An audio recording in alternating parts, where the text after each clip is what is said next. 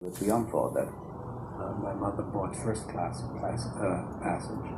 So we had a relatively luxurious cabin. There was more food than anyone could ever eat. And I remember vividly throughout that trip, my mother kept saying I should eat everything inside. At that time we were kosher, but basically ate the fruits and the vegetables and much of the pastry.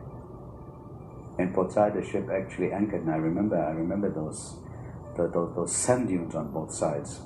And they later told us that a few young Jews, German Jews, Polish Jews, jumped the ship and actually tried to make their way to Palestine. Israel was Israel today, I don't know. And there was a recurrent theme. She was saying, eat, because who knows what will happen when we get to Shanghai.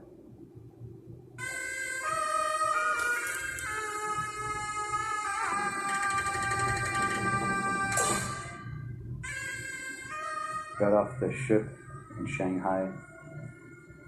If I remember correctly, that was a shock of a lifetime. It was completely different from anything you could imagine. Absolutely different. Nothing could prepare you for what we saw there. I actually remember feeling very, very afraid. I didn't know who I was. There was a whole different world overnight, from white to black or from black to white.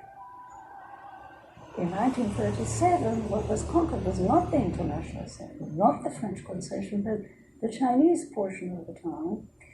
Japanese did not want to establish a concession of their own, but they took a piece of the international settlement, and that, they said, is under our military control, and that is Hong Kong. Hong Kong, or Hong Qiu as some called it, was one of the poorest sections of Shanghai.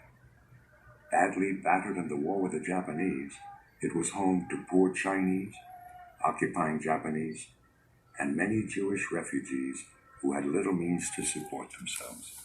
Yeah, because we landed in Hangzhou, which is the place where all the ships landed. It was very dirty, terribly hot, very humid, and the heat is terrible there. And crowded and smelly, and thousands of people running around, Chinese, beggars, open sores, and it's just awful. Shanghai was not prepared for this kind of an influx, for these waves and waves, shipload after shipload. Somebody had rented us, one of my father's friends who had gone there before us, had rented us a room in one of the little lanes that they have in Hangzhou, and the room was fairly clean, but it was just one small room for our family, another small one for my uncle and aunt, and no kitchen facilities, a very poor bathroom situation, no, what they call WCs over there, water closets, nothing, no flush toilets, buckets. The first home was also on Wayside Road, further down on Wayside Road, in a lane, in an alley. All of Shanghai was alleys and lanes.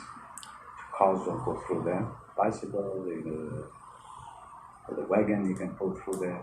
Very narrow, very, very crowded, very tight. Not too much air, not too much light. So the major people were decided in the beginning how to support these people, how to house these people, how to feed these people. There were already hundreds and hundreds. The Jewish Baghdadi family stepped in to help.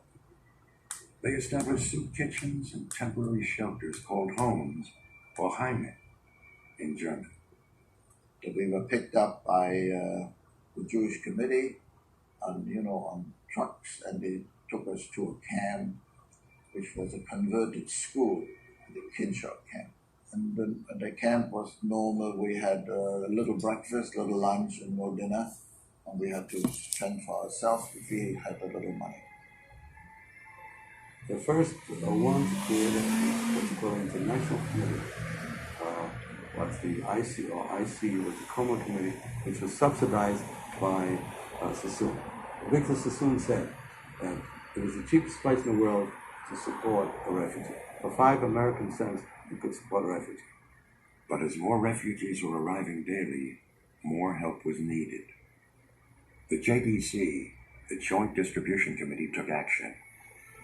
It was an overseeing organization of Jewish American communities uniting their